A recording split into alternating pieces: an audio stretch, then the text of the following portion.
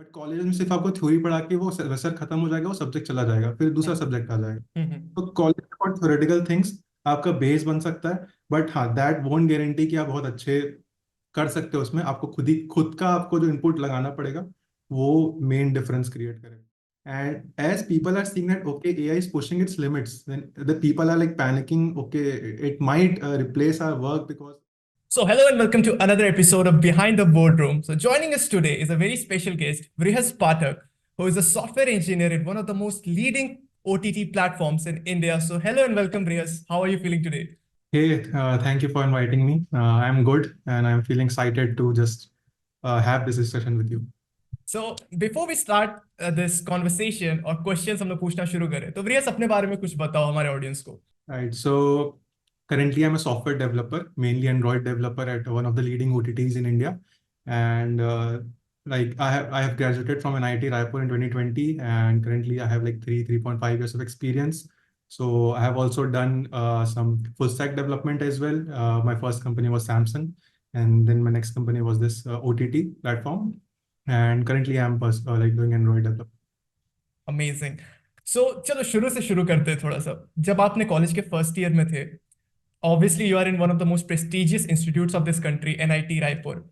सो उस टाइम आपका क्या माइंडसेट था? आपका गोल यही था कि हाँ मुझे सॉफ्टवेयर डेवलपर ही बनना है या ऐप डेवलपर बनना है? क्या एम्बिशन था आपका कॉलेज के फर्स्ट ईयर में? First year when I entered the college, मुझे ये था कि मुझे एमएस बाहर से करना है। हम्म. मुझे और ये था कि अभी मैं जॉब नहीं करूंगा, first I do MS from outside and then maybe I do a job. But after like first year, like at the second semester, I got to know about this tech stacks and different things which like intrigued my interest, and I thought कि let's follow these tech stacks and let's just do a job। and धीरे धीरे आगे जो पढ़ने का था वो मन खत्म हो गया था because we were like studying all the time, right? So then my mindset was this कि okay, after BTech I won't pursue higher studies, but मैं जो CS में हमारे tech stacks हैं उसमें एक चूज करूंगा, and then from there I just went on with this like learning codings and all. So उस टाइम जब मैं फर्स्ट ईयर में गया था, so that CS branch was typically new, like yeah. उस टाइम कोर की ज्यादा डिमांड थी, एंड इट वाज ऐसा देखा जाता था कि CS माइट सस्टेन और not, but core will always sustain like या. मैकेनिकल। सो वहां पे एक चूज करना था, बट CS चूज किया मैंने बिकॉज उस टाइम पे फर्स्ट में किसी को पता नहीं होता है। आप रैंक के साथ आप देखते हैं कि सब CS चूज कर रहे हैं तो आप CS चूज कर लेते हो। करेक्ट. सो सिमिलर माइंडसेट, मैंने भी CS चूज कर लिया। एंड उसके बाद फिर जब फर्स्ट ईयर, तो आपको पता ही है कि सबका कॉमन सब्जेक्ट्स होते हैं, आप यस. सब चीज़ें पढ़ते हो, तो सब ऑन इक्वल लेवल होता है। फिर सेकेंड ईयर से आप कोर आपके डोमेन में आप घुस जाते हो। So actually the journey started from second year, जब मुझे ये कोडिंग की चीज़ें पता चली।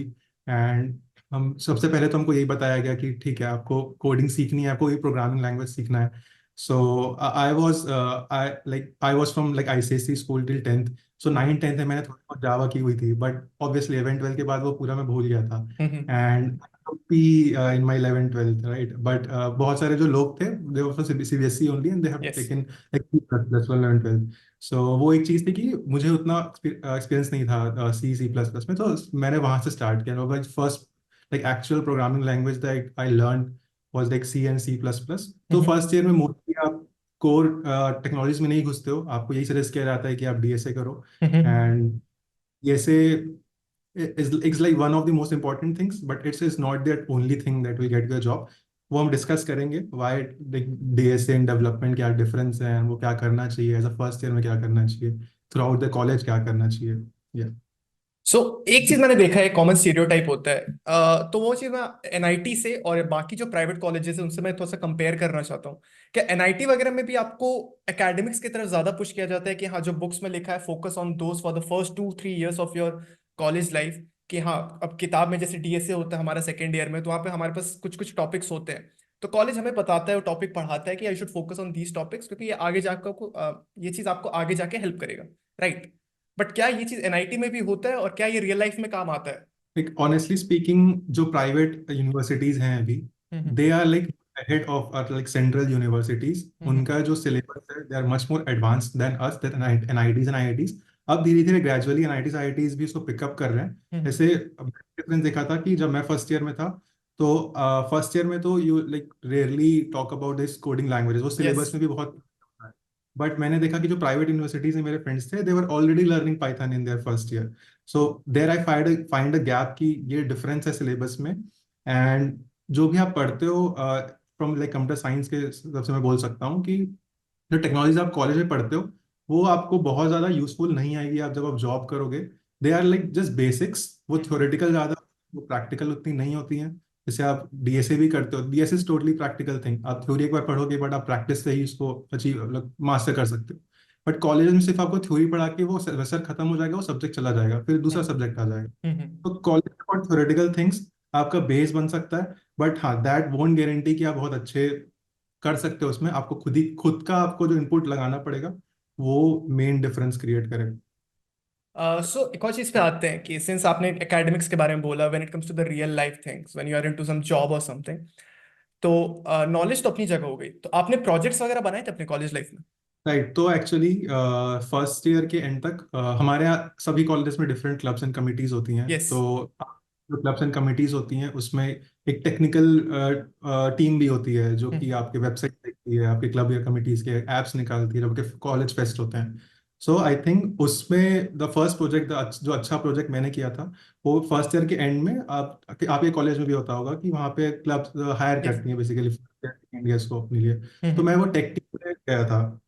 तो लाइक जितना भी मेरे पास नॉलेज था, जो भी मैंने छोटे मोटे प्रोजेक्ट्स बनाए थे एंड इंटरव्यूज की बेसिस पे मैं वो टेक टीम में चला गया. Then through that tech team and developing and first my first uh big app for that particular club and that particular fest.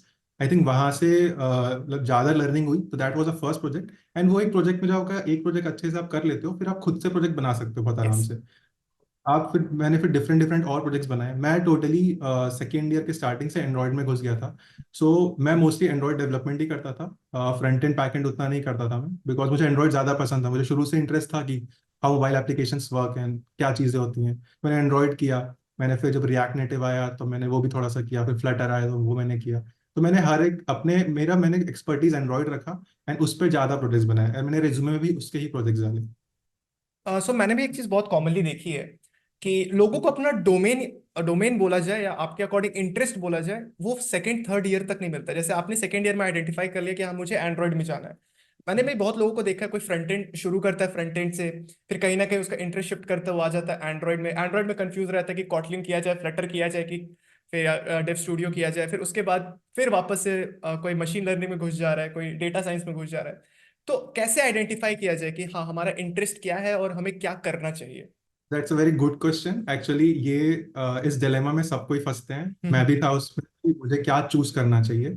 So first year is all about exploring things. आप पूरा first year, आप पूरा एक साल लो. आपको जो भी आपको टेक्नोलॉजी आपको पता है कि अभी ट्रेंडिंग है. जैसे अभी ट्रेंडिंग में आपका एआई. तो हम्म। अगर आप कॉलेज पे हो फर्स्ट ईयर में, आपको एआई बहुत सुनने को मिल रहा है. आपको थोड़ी देर पहले आपको वेब 3 बहुत सुनने को मिलेगा. यस। फिर आपको ब्लॉकचेन बहुत सुनने को मिलेगा.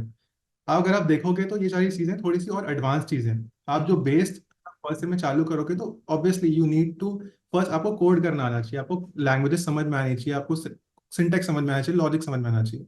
आप बेसिक पे फोकस करो बिकॉज ये जो जितने भी टेक्स्ट आ रहे हैं they are build upon those basics. Hmm. आपका जावास्क्रिप्ट एक लैंग्वेज है. आप अगर उसको अच्छे से मास्टर कर लोगे तो आप रिएक्ट भी कर सकते हो, आप एंगुलर भी कर सकते हो, आप व्यू भी कर सकते हो. तो बेसिक्स पे फोकस करो फर्स्ट ईयर पे. और अगर आप बेस पे फोकस करते करते आपको एक्सप्लोर करना है, जैसे मुझे लगा कि चलो ठीक है मैं जावा कर रहा था या फिर मैं कॉटलिन कर रहा था, कोई भी मैंने लैंग्वेज किया, मुझे लगा कि एंड्रॉइड मुझे देखना चाहिए क्या है. जब तक आप थोड़ा सा उसमें करोगे नहीं आप डिसीजन नहीं ले सकते. तो फर्स्ट ईयर आप पूरा इसके रखो कि आप थोड़ा सा वेब करके देखो. अच्छा ठीक है, HTML CSS एंड जावास्क्रिप्ट मैंने थोड़ा देख लिया, मुझे थोड़ा इंटरेस्ट आ रहा है तो मैं ये कंटिन्यू कर सकता हूँ. अगर मेरे को बैकएंड का थोड़ा सा अगर अच्छा लगता है, बेसिकली जब तक आप एक्सप्लोर नहीं करोगे यू कांट डिसाइड. तो मेरा यही सजेशन है कि first year totally dedicate yourself to learn those basics and try those things. फिर सब सेकेंड ईयर चलो ठीक है, अगर सेकेंड ईयर भी आपको चाहिए आधा तो आप टेक योर टाइम. बट आप मैं ये सजेस्ट करूंगा कि by the end of second year you should know कि अच्छा ठीक है मुझे इसमें इंटरेस्ट है. And I think you have already spend like 1 and 1.5 years. You will know by that time कि अच्छा मुझे ये ज्यादा मजा आ रहा है, मुझे वो इसमें ही परस्यू करना है. एंड इट्स नॉट दैट कि आप एक ही में ही कर सकते हो, आप दो तीन में कर सकते हो. But I will personally suggest कि आप एक एक्सपर्टीज रखो. You should know about different things but your expertise should be one tech stack. Okay, मतलब वही कि थर्ड सेमेस्टर तक आइडेंटिफाई कर लो कि तुम्हारा इंटरेस्ट क्या है और किसमें तुमको अगले एक साल तक और काम करना है। उसके बाद फिर आप एक्सपेरिमेंट करके आप दूसरे दूसरे जगह एक्सपैंड कर सकते हो। But you have to be consistent for the next 1 year, focusing completely solely on that one topic. और वन डोमेन। सो एक और चीज़ है, मैंने भी काफ़ी ये भी एक पर्सनल डाउट है जो मैंने काफ़ी नोटिस किया है अराउंड स्टूडेंट्स।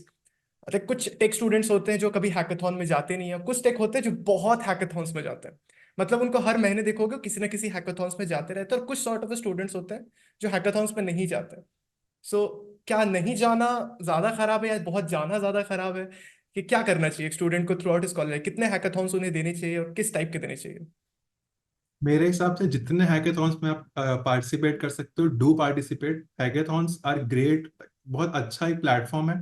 फर्स्ट, आप इस इंटेंशन से मत जाओ कि मैं वहां पे जीतूंगा। जीतूंगा। आप अगर सेकंड ईयर में जा रहे हो हैकेथॉन में सिर्फ जीतने के लिए, थर्ड ईयर के लोग हैं यहाँ पे, फोर्थ ईयर के लोग हैं, you will most probably don't win. If you win that's very great, but इस एक्सपेक्टेशन से मत जाओ कि मुझे आना ही है टॉप 5 में, टॉप 10 में आना।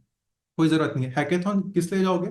आप उस 36 आवर्स या 24 आवर्स में जो आप सीखोगे, वो आप हम्म। पिछले एक महीने नहीं सीखोगे अगर आप उतने डेडिकेशन से वहां पे काम करोगे। वो जो प्लेटफॉर्म है जो 24 आवर्स 36 आवर्स का है, उसमें मैंने भी जितने भी मैं भी हैकेथॉन्स में गया हूँ, बहुत सारी चीजें मैंने उसमें ही सीखी है उस ड्यूरेशन में। एंड वो काफी अच्छा एक्सपीरियंस होता है। Secondly, you get to know about, like आपके कनेक्शन बहुत अच्छे हो जाएंगे, आप दूसरी टीम से मिलोगे, आप जानोगे कि वो लोग क्या कर रहे हैं। तो एक नेटवर्किंग वो होगा। नेटवर्किंग बहुत अच्छा होगा वहाँ पे। आपको फीडबैक भी मिलेंगे जो वहाँ पे यस। आपका जो जो भी आप प्रोजेक्ट बना रहे होगे, प्रोडक्ट बना रहे होगे, उससे आपको फीडबैक्स मिलेंगे वहाँ पे। जो भी ऑर्गेनाइजर्स हैं, जो भी जजेस हैं, वो आपको फीडबैक देंगे, तो बहुत अच्छी लर्निंग होगी। सो मेरा रिकमेंडेशन ये है कि जितना हैकाथॉन्स, जो अच्छे हैकाथॉन्स है, ऐसा नहीं कि आपको सब में करना है, आप देखो एक हैकाथॉन कितना अच्छा है, कब से चल रहा है, एंड उस बेसिस पे आप वो जाओ। और I think that's a great way to go. And जो नहीं जा रहा, I think I will just suggest them, advice them to please like participate in those hackathons. हाँ, क्योंकि फिर वो चीज़ आपके पोर्टफोलियो में आ सकते हैं, रिज्यूमे में आ सकते हैं, जो कि फिर आगे जाके आपको इंटर्नशिप जॉब्स। और सबसे चीज़ जो सबसे ज़्यादा चीज़ लोग इग्नोर करते हैं, जो मैंने भी नोटिस किया है, कि अगर आप किसी हैकाथॉन में जाते हो, वहाँ पर अपने मेंटर्स के साथ, अपने लोगों के साथ, कलीग्स के साथ आप एक नेटवर्क बनाते हो, तो कहीं ना कहीं उनके एक रेफरेंस आपको बहुत हेल्प कर सकते हैं। सो यहाँ पे नेटवर्किंग का बहुत बड़ा सिग्निफिकेंस होता है। So coming to the next topic, कि being a college student, suppose you are pursuing a BTech, so when is the right time to apply for internships? Okay, I suggest कि आप second year, जैसे आपका second year खत्म होगा, then you have like summer, आप उसमें try करो कि आप इंटर्नशिप पे जाओ। I I know it's a bit difficult, क्योंकि डिफिकल्ट है। सेकेंड लोगों को जनरली कंपनीज उतना प्रेफरेंस नहीं देंगी, because as per their perspective 2 ही साल जो है कॉलेज आए हुए, and hmm. They might not take up the work. Yeah. But बहुत सारी कंपनीज हैं that will give you opportunity. I like strongly suggest की, देखो थर्ड ईयर के बाद तो हर कोई जाता है, हम्म। वो जाना भी चाहिए। एंड बहुत सारे कॉलेजेस में तो हो गया कि 8 सेमेस्टर इज टोटली और 6 months internship. Yeah. But third year के बाद भी बहुत सारे इंटर्नशिप्स हैं जिसमें आप जाओगे एंड आपको पीपीओ हो जाएगा and everything. But I suggest कि ट्राई कि आप सेकेंड ईयर के बाद भी इंटर्नशिप में जाओ। एंड आई स्ट्रांगली एडवाइस, जैसे अगर आप आईटी फील्ड में देखोगे तो फिर जीसॉप काफी ज्यादा ट्रेंडी होता है कि students want to go for a जीसॉप। बट वो ये भी नहीं देखते कि अगर ठीक है जीसॉप में नहीं हो रहा है, अगर नॉर्मल इंटर्नशिप भी हो रही है, गो फॉर इट। जीसॉक का बस मुझे एक लगता है कि वो आपका रिमोट होता है। हम्म। बट जो ऑफिस में जाके आप एज अ इंटर्न, आप सेकेंड ईयर से कॉलेज से गए हो, या आप जब वहाँ पे फुल टाइम के साथ काम करोगे, वो एक बहुत अलग एक्सपीरियंस है। तो जो 2 मंथ्स आपको मिलता है सेकेंड ईयर के बाद, डू अप्लाई फॉर इट, और इंटर्नशिप में पक्का वहाँ पे कोशिश करो। अगर हो गया तो बहुत अच्छा एक्सपीरियंस है, नहीं हुआ तो कोई बात नहीं, आप दो दो महीने अपने को अपस्किल में यूज कर सकते हो, अपस्किल करने में, राइट। सो एक तो चीज मैंने भी देखी है कि I this may be little bit controversial, but GSoC हो गया, माइक्रोसॉफ्ट हो गया, ये सब जो हैकाथॉन्स निकालते हैं, जो स्टूडेंट्स होते हैं वो ज्यादा ओवर हाइप्ड होते हैं, ज्यादा ओवर मोटिवेटेड होते हैं कि बस एक बार इसमें हो जाए तो I get a job and internship. But कहीं ना कहीं उन्हें पता भी नहीं होता, और भी जो कंपनीज है जैसे जेपी मॉर्गन हो गई, एचपी हो गए, ये लोग अपने भी इंटरनल हैकाथॉन्स करवाते हैं, जिसके अगर इसमें आप अच्छा परफॉर्म करते हो, वहाँ पे एक आपको अच्छा खासा इंटर्नशिप ऑफर और पीपीओ वगैरह भी मिल सकता है। सो फॉर दो स्टूडेंट्स, आप कैसे आइडेंटिफाई करो कि कौन सी कंपनी कहाँ से निकाल रही है अपने हैकाथॉन्स, कैसे अप्लाई करना है उन सब जगहों पर? तो आप कैसे आइडेंटिफाई करते थे कि आपको किस हैकाथॉन में अप्लाई करना है या किस कंपनी के लिए इंटर्नशिप में अप्लाई करना है? राइट। सो मैंने, मेरा पर्सनल ओपिनियन है कि एज अ फ्रेशर, अगर आप फ्रेशर हो या फिर आप इंटर्नशिप्स देख रहे हो, ट्राई कि आप इंटर्नशिप्स एमएनसीज में ना करो। और मोस्टली कॉलेज स्टूडेंट्स एमएनसीज क्यों चूज करते हैं? बिकॉज एक तो ब्रांड नेम है उनका, यस। राइट। फिर अगर आप इंटर्नशिप वहाँ करते हो तो चांसेस ज्यादा है कि आपको पीपीओ मिल जाएगा एंड यस। आपका सॉर्टेड है, बीटेक के बाद आप सीधा ज्वाइन कर सकते हो एमएनसीज। अभी I not like suggest immediately for freshers और इंटर्न्स, बिकॉज एमएनसीज में अभी कोई गारंटी नहीं है कि आपको अच्छा काम मिलेगा। It is totally dependent on the team inside that, अच्छी अच्छी एमएनसीज हैं, बट काम उनके पास उतना अच्छा नहीं रहता है। ये मैंने जनरली देखा है। अगर आपको इनिशियल ईयर्स में सीखना है और जल्दी सीखना है, तेज सीखना है, I will like advice and like to go for startups. और अच्छे स्टार्टअप्स, ऐसा नहीं कि सिर्फ 5-6 की टीम की स्टार्टअप है, नई नई स्टार्टअप है, नो। गुड स्टार्टअप्स जो कि अभी ग्रोथ स्टेज में है, तो सबसे अच्छा काम को वहीं मिलेगा, सबसे ज्यादा काम को वहीं मिलेगा, सबसे ज्यादा सीखना आपको वहीं मिलेगा। तो आप ये माइंडसेट ना रखो कि मेरे को इन 10 एमएनसीज में ही इंटर्नशिप्स की अप्लाई करना है, या फिर यहाँ नहीं हुआ तो कुछ नहीं होगा। It's not that. इंडिया में 100 यूनिकॉर्न्स है। आप कहीं भी एक जगह भी अगर इंटर्नशिप कर लिए तो आपको इतना ज्यादा सीखने को मिलेगा इन कंपैरिजन टू अगर आप एमएनसी में जाते। तो मैंने कैसे किया था कि मैं मोस्टली अच्छे लेवल के स्टार्टअप से ट्राई कर रहा था। मैंने भी एमएनसी ट्राई की थी बहुत सारी जगह पे, बट सेकेंड ईयर में आप देखोगे तो एमएनसीज नहीं देंगे आपको अपॉर्चुनिटी। आपका हम्म रेज्यूमे ही सेकेंड ईयर के बाद, इवन थर्ड ईयर के बाद भी बहुत डिफिकल्ट होता है उनके लिए, क्योंकि वो सेलेक्टेड कॉलेजेस में ही जाती हैं और वहां से ही वो उठाती हैं। आप हम्म ऑफलाइन अप्लाई करोगे तो इट्स वेरी डिफिकल्ट। तो go for, I like suggest to go for good startups जो अभी ग्रोथ स्टेज में है, जिनको फंडिंग मिली हुई है। आपको ये सारा इन्फॉर्मेशन आपको मिल जाएगा, बहुत सारी वेबसाइट्स हैं, आप किसी भी स्टार्टअप के बारे में देख सकते हो। कितने कौन को फाउंडर्स है, उनके उनकी हिस्ट्री क्या है, उनके लिंक्डइन पेज में सारा कुछ मेंशन होता है। आप उन्होंने क्या क्या फंडिंग उठाई है, वो भी उनके लिंक्डइन पेज में हम्म मेंशन होता है। आप उस बेसिस पे सॉर्ट कर सकते हो। और आपको जो आता है, जैसे मुझे एंड्रॉयड मेरा एक्सपर्टीज है, मैंने प्रोजेक्ट्स में बनाए थे, तो मैं उन कंपनीज को टारगेट कर रहा था जहाँ पे उनका एक अच्छा ऐप हो ऑलरेडी, या वो ऐप बना रहे हैं, सो दैट मतलब जो मुझे चाहिए सीखने के लिए मेरे डोमेन में, तो मैं वो सीख सकूं। और स्टार्टअप्स में आपको जनरली, जैसे एमएनसीज में एक कॉमन रोल होता है कि सॉफ्टवेयर डेवलपर इंटर्न। अब हम्म उसके अंदर आप भी दे सकते हैं, आप एक बार वहाँ पे करोगे तो। बट स्टार्टअप्स में रोल स्पेसिफिक आपके वैकेंसीज रहती हैं यस। वहाँ पे कि एंड्रॉइड डेवलपर इंटर्न चाहिए या फिर फुल स्टैक डेवलपर इंटर्न चाहिए। तो आप उस बेसिस पे आप टारगेट बहुत इजीली कर सकते हो, because you have the knowledge, तभी आपने उसमें अप्लाई किया है, तो वो एक इजी भी होता है उसको निकालना। एक बहुत ही बेसिक प्रॉब्लम पे बात करते हैं जो कि बहुत लोग बहुत टाइम से इग्नोर करते हैं, कि एक रेज्यूमे कैसे बिल्ड करना है। बीइंग अ डेवलपर आपको एक रेज्यूमे कैसे बिल्ड करना है, क्योंकि मैंने बहुत लोगों को देखा है कि वो क्या करते हैं, कैनवा पे जाते हैं, एक पर्टिकुलर टेम्पलेट वगैरह कुछ उठाते हैं, उसमें अपने एक्सपीरियंसेस अपने प्रोजेक्ट्स वगैरह डाल देते हैं, and at the end of the day they face rejection. और आपको ही पता है कंपनी पे रिजेक्शंस कैसे होते हैं, सामने से सिर्फ एक मेल आता है, sorry we are not moving forward with your application. आपको कभी भी रीजन नहीं बताया जाएगा। बहुत rare rare to rare cases होते हैं जहाँ पे आपको रीजन बताया जाता है कि हाँ पे इस कारण से आप रिजेक्ट हुए हो। सो 99% केसेस में, कि मैंने भी बहुत जगह अप्लाई किया है, तो वहां से मेरे को सिर्फ ये मेल आता था कि we are not moving forward with your application. मैंने बहुत ट्राई किया, हम्म। मैंने एचआर को भी ट्राई किया रीच आउट करने का कि बताओ रीजन तो बताओ, बट कभी आज तक रीजन नहीं पता चला। तो same goes hmm. With you, कि एक रेज्यूम आइडियल रेज्यूमे कैसे बनाना है जो कि एटलीस्ट जाए, एटीएस से रिजेक्ट ना हो जाए, और at least I can get an idea what a good resume and what a bad resume is. Got it. So आपकी जो भी, जो आपने देखा होगी ऑटोमेटेड मेल्स आते हैं रिजेक्शंस के, और जो बिग कंपनीज हैं, अगर ऐसे ऑटोमेटेड मेल आ रहा है विच मीन्स कि एटीएस ने रिजेक्ट कर दिया है, रिजेक्ट कर वो एक दिया। ह्यूमन के पास आ ही नहीं पाया है, हाँ। तो पहले ही रिजेक्ट। तो उसके मेन पॉइंट्स कुछ ये हैं कि जो एटीएस व्हाट इट डू, वो कीवर्ड्स, वो बेसिकली ढूंढता है कि जो भी उनके उनको जो कीवर्ड्स चाहिए, ताकि वो रेज्यूमे में कितने हैं, राइट। मोस्टली इसी के अराउंड ही उनका जो भी एल्गो रहता है, वो इस अराउंड पे रहता है कि उनको जो उनका जो रोल उनको जो चाहिए और आपका रेज्यूमे कितना मैच कर रहा है, राइट। तो हम एक सबसे बड़ी कॉमन गलती करते हैं कि हम एक रेज्यूमे बनाएंगे, हम उसको हर रोल में हर वही रोल चीज में, डालेंगे। Yes yes. बहुत ही कॉमन मिस्टेक है, मैंने भी किया है ये, हर कोई, क्योंकि लाइक लेट्स फेस इट भाई, बार बार रेज्यूमे एडिट करना है, अच्छे से बनाना है, बहुत लेजीनेस लगता है वहां पे कि फिर से इसको बनाएंगे हम, फिर नया इसको अपडेट करेंगे। बट हम वही सेम रेज्यूमे को हम हर जगह पे डालते हैं एंड वो मैच नहीं होता है उनसे, वो वहीं पे रिजेक्ट हो जाता है।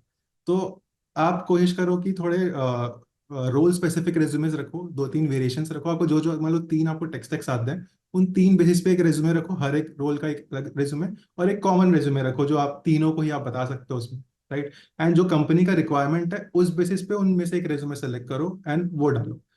और एज अ, आप शुरू शुरू में आप रेज्यूमे में जैसे आपने स्किल्स डाला, तो सबसे कॉमन मिस्टेक है आप स्किल्स में आपने डाल दिया कॉटलिन डाल दिया, या हम्म आपने जावा स्क्रिप्ट डाल दिया, आपने वो डाल दिया, बहुत बेसिक चीज है।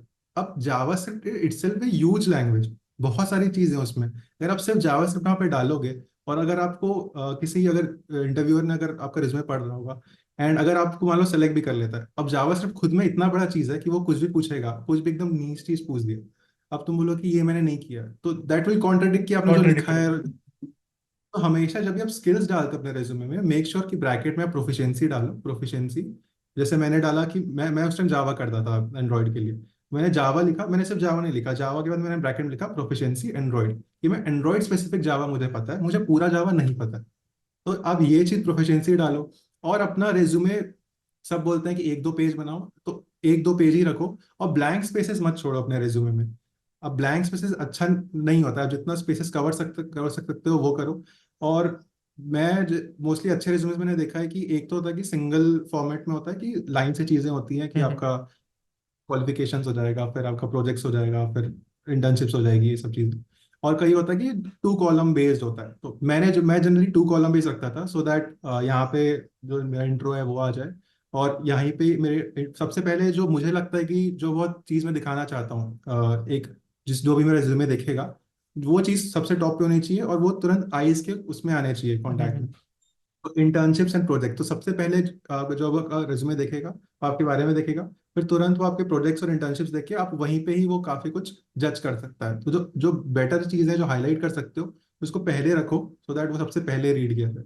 हाँ, सो इसमें मैं भी कुछ पॉइंटर्स ऐड करना चाहूंगा, क्योंकि I am also from this, I am from the marketing field basically, और मैंने बहुत सारे रिक्रूटर्स के साथ भी काम किया है, एंड करियर कोचेस के साथ भी काम किया है। तो मुझे एक बेसिक साइकोलॉजी पता है कि सपोज अ पर्सन, तुम्हारा कोई पर्सन अगर रेज्यूमे पढ़ रहा है ना, तो तुम्हारा पूरा रेज्यूमे नहीं पढ़ेगा। ही और she will spend like 10-15 seconds, वो बस तुम्हारे की पॉइंटर्स देखेगा। तो ट्राई करना जो तुम्हारे मेन क्या बोलते हैं अचीवमेंट्स रहे, या तुमने जो चीजें बड़ी की है, उसको स्टार्टिंग में रखने का कोशिश ज्यादा करना। Then you can add it to line wise, उसके बाद तुम उसे ऐड कर सकते हो। फिर मैंने भी देखा है कि बहुत सारे लिंक्डइन पे ऐसे कोचेज हैं जो कि रेज्यूमे टेम्पलेट्स वगैरह देते हैं। So you can go for the resume templates, एक अच्छा वेल डिफाइंड स्ट्रक्चर्ड रेज्यूमे आपको देंगे, एक प्रॉपर डिस्क्रिप्शन के साथ कि कितना वर्ड काउंट होना चाहिए, कितने पेजेस होना चाहिए। At the same time when it comes to applying different resumes, right, तो आप कंपनी का जॉब डिस्क्रिप्शन पढ़ सकते हो, वहां पे कीवर्ड स्पेसिफाइड होंगे, रोल स्पेसिफाइड होगा। And if you know how to use ChatGPT and little bit of prompting, तो आप कहीं ना कहीं अपने रेज्यूमे को उसके अकॉर्डिंग मॉडिफाई कर सकते हैं। These are some of the pointers that I have seen so far. So now is the time when we are going to talk about the artificial intelligence. So you joined your first company back in 2020, right? Right. So 2020 was the time when the world first saw ChatGPT 3. ChatGPT 3 was on the rise. So are you aware about any sort of a hype at that time? Like people were talking like this is the new artificial intelligence, it will take your jobs. Was there any sort of a hype back then? In 2020, it wasn't that much hype, but yeah, later, like after a year, maybe when ChatGPT, I think 3.5 came, Yeah. that's where hype hit, and people were like panicking, like, okay, this AI can do so many things. And but that panic was not much at that time as well. It really started in this last 2 years when they know about the AI. Oh, AI can do this also. Oh, AI can do that also.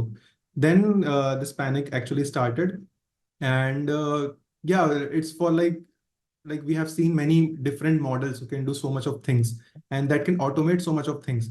So yeah, that's where people felt that okay, if AI like can do all these things, then there isn't be a human is not required then for that particular thing. So there's one more thing that I want to ask. In the corporate culture, you're in the corporate right now. So do you guys talk with your colleagues and your friends about this AI? Like, okay, this is something scary which is coming out, or this is something that we should be prepared because anything can happen. Do you guys have a conversation with your colleagues? Yeah, we do have, but we don't have serious conversations like, oh, our job is affected or something like that. We find it very like exciting. Okay, AI can now do these things. So we only look AI like currently as to increase our productivity, Yeah. because like we are confident. One should be confident what they do, that okay, AI can't replace me, right? If you like start thinking, okay, AI can replace me, then you just limit yourself. So always think, we as like colleagues always think, okay, AI can now do this. Let's use this AI for these things, different things inside the company. Okay, how can we use this particular AI model to automate some of the things in our stuff which we do manually? So we try to use that AI to just reduce our work, but yeah, it can't replace our work. That's what we think. I think everyone in the company knows that our employees are using AI and to increase their efficiency and something. So it is a universal truth, I guess. People have accepted it in the corporates. Like back in 2 or 3 years later, 2 or 3 years back, if you tell your manager, okay, I'm using some sort of a AI tools to generate code and help me with my code. So I guess at that time there might be some conflict, but today it is acceptable, right? It is acceptable, but still, since data is very like privacy and everything, those concerns, they have strict policies that obviously you can't directly put your like code, your production code, directly privacy based, right? When you put into your code into AI model in it. everything. So there are strict policies. Yes, you can use your AI, but you should not expose your company data into that AI. So if you are not doing that, then it's fine. And it totally like depends on that individual how it is using. So since we are talking about this AI world, so there is a very hot topic going around the world right now. It's nothing but Devin. Everybody's talking about Devin, and it gives me a sort of a nostalgia when ChatGPT was launched. Like everyone was talking about ChatGPT this, ChatGPT that, and now it's Devin. So what are your thoughts about Devin? Like people are more scared right now than they were back when ChatGPT was released. So what are your thoughts on this? My thought was that it was expected because there are so many things that still can be automated, and Devin is proving that okay, these are the n number of things that I can also do as an AI. And as people are seeing that okay, AI is pushing its limits, then the people are like panicking. Okay, it might replace our work because this AI can like do debugging and everything. Like we all saw that video that was Video. so it was doing everything and it find an error, then it solves it and everything. But that is one thing, and that is like very great. And I think Devin is just the start. I think it can be like more of the things can be automated, maybe Devin 2.0 or 3.0. But it's not that it can replace a skilled developer. There's a difference between a developer and a skilled developer.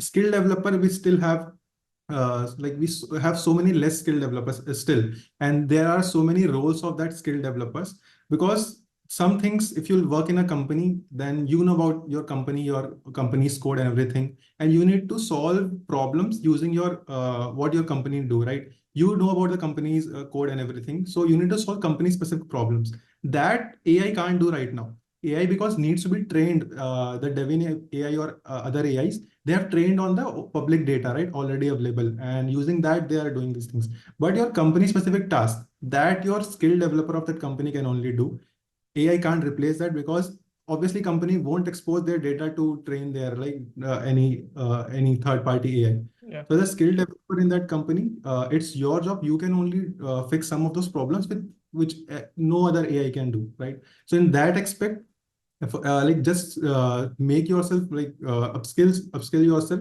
and make yourself more expertise that okay, companies like very you are okay, I can only solve this type of problem. And I think AI is like can't actually dig into the company's code base and do and solve that. You only a human can actually solve that. The decision making things where actually human brain is required, I think their AI lacks, and that is where you shouldn't be worried. And like Sam Altman himself said that AI will can increase your productivity by 30x, but it can't replace any skilled developer. So I don't think it should be like much of a worry.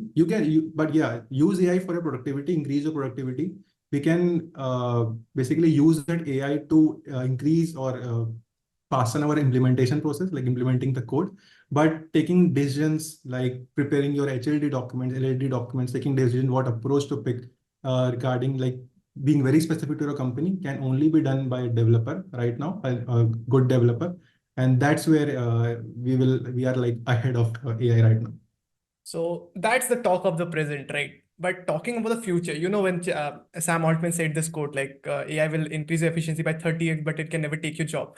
But that's when we saw the rise of ChatGPT 4.0, where you can create your custom bot, train it on your own model, train it on your own documents and everything, and it will speak your language. It can give data around your company and everything, which is being done right now. And at the same time, when you talked about Devin, like Devin 2.0, 3.0 is going to come. So there might be a chance like companies can adapt it, feed it their own data. Like they can train Devin on their own data and everything. I know at this moment, company might think twice before doing such, like putting their valuable data in front of any third party application. But in the future, is it possible or not? Because if it is possible, then I think there might be some danger ahead. It is possible. It is not possible in terms of that company will totally depend on a third party AI. Maybe Mhm. company can develop its own AI model, Yeah. which can only depend on their data, and that can basically solve their problems.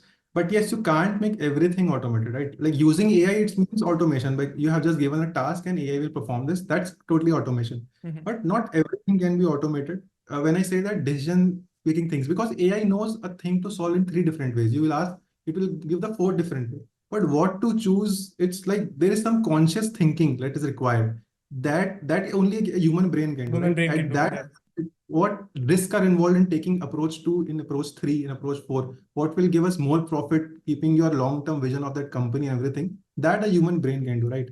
There, human is required. You can't depend on AI, right? Totally.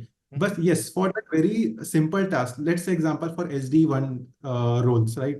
That I feel that okay, in some time that mostly those things will be automated and company won't hire any SD1s to do those things. That's why I said that just to like compete with this particular trend, upskill yourself, make it yourself more expertise. That okay, like in the next 5 years, like if you'll see today also, they are more open. I think SD3 roles with 5 years, 6 of experience, and very less SD1, SD2 roles.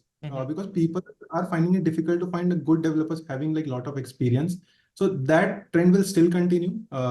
If you have like good experience, good expertise on some things, if you have good, very good skills, I think you will always be in demand and won't like shouldn't panic about like AI could take your job. But yes, for SD1s and SD2, whenever they'll enter the market, when AI is at its best peak, so yeah, their roles will be a bit like impacted. But yes, you can always like learn and make yourself more demanding. I believe we have covered most of the topic regarding all the questions around artificial intelligence, क्या होगा कैसे होगा। अभी तो I think it is just the beginning, अभी तो Devine आया है, आगे पता नहीं और कौन कौन से टूल्स आने बाकी है। रिसेंटली हम लोगों ने सोरा देखा, जो कि फिर वीडियो एडिटर्स, वीडियोग्राफर्स, डिजाइन, उनका जॉब भी खतरे में आ रहा है धीरे धीरे। But you know everything is under development. तो अभी सोरा आ चुका है, डेविन आ चुका है, चैट जीपीटी आ चुका है, और भी पता नहीं कितने सारे टूल्स आने बाकी है। अभी गूगल भी जीनी निकाल रहा है that is able to take the jobs, as people quote it, able to take the jobs of game developers. So I think अभी future बहुत exciting है, और at the same time we have to be ready for in both the scenarios, कि अब जो आ रहे हैं जैसे आ रहे हैं we have to be aware, because ये तो रूल है, it's a rule of history कि हमेशा नई टेक आते रहेगी, आपको उसके साथ इवॉल्व होना है। So yeah, so thank you so much, Vrihas, for joining us into this conversation, giving us your time to talk about such important topics that the world needs to know. So for my audience, अगर आप चाहते हो कि वृहस फिर से आए, क्योंकि अभी बहुत सारे टॉपिक्स हैं जो हम लोगों ने अभी भी टच नहीं किए हैं रिगार्डिंग योर कॉलेज लाइफ, आगे आपको इंटरव्यूज कैसे क्रैक करने हैं, इंटरव्यूज में किस तरह के क्वेश्चन पूछे जाते हैं, एकेडमिक्स वर्सेस स्किल्स। तो अगर आप चाहते हो कि वृहस फिर से आए, तो do comment us in this video, और शेयर करो अपने दोस्तों के साथ जो कॉलेज में है। एंड वृहस, any closing messages from your end? Yeah, thank you for having me here. Just one thing is that keep upskilling yourself because this particular industry or this job thing is like ever evolving and you have to like match with it. You can't just let's say you just अपने कोई अच्छी company में अपने एक crack कर लिया तो आप शांत नहीं बैठ सकते। अच्छा ठीक है, मैं यहाँ पे आ गया। यू ऑलरेडी नो कि ले कैसे होते हैं आजकल। आपको नहीं पता कि नेक्स्ट नेक्स्ट थिंग आपकी जॉब रहेगी भी या नहीं रहेगी। बहुत सारे डिफरेंट फैक्टर्स हैं। Always keep upskilling yourself. अगर आप एक अच्छी जॉब आ गए ऑलरेडी, आप दिन में टाइम निकालिए, थोड़ा बहुत अपस्किल करिए, रोज कुछ कुछ सीखते रहिए। And if you are in like searching for job phase, then like you shouldn't be worry कि जॉब कम है। ठीक है, अभी का माहौल थोड़ा सा ऑफ है बिकॉज ऑफ सेशन एंड ले ऑफ्स एंड एवरीथिंग। बट जैसे मैंने कहा कि स्किल डेवलपर्स की हमेशा कमी रहने वाली है। You will have a lacks of like developers, but you will only have thousands of skill developers and yes, good developers. Yes. Aim to become a good developer and बाकी सारी चीजें फिर आपकी, आप एम करो अच्छे डेवलपर बनने के लिए। जो आपका रिजल्ट है वो आपकी जॉब एंड एवरीथिंग है। तो just focus on the process. तो आप कमेंट सेक्शन में अपने क्वेरीज पूछ सकते हो, अपने डाउट्स पूछ सकते हो, फिर अगली बार जब रिहर्स आएंगे तो हम उनसे ये सब क्वेश्चंस पूछ रहे होंगे। So till then, see you in the next episode. This is your host and दोस्त Ritesh Jha signing off. See you guys in the next one. Bye bye.